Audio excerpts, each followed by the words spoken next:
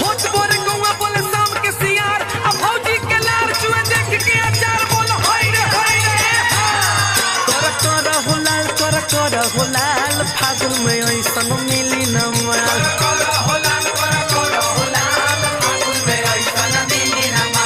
फागुन में ऐसन मिली न माल फागुन में ऐसन मिली न माल कर हो लाल फागुन में ऐसन मिली न माल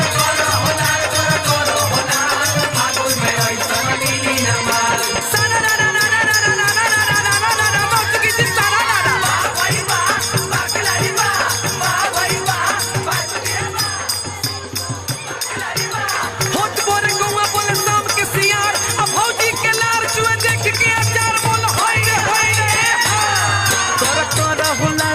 कर हो लाल फागुन में ऐसन मिली न माल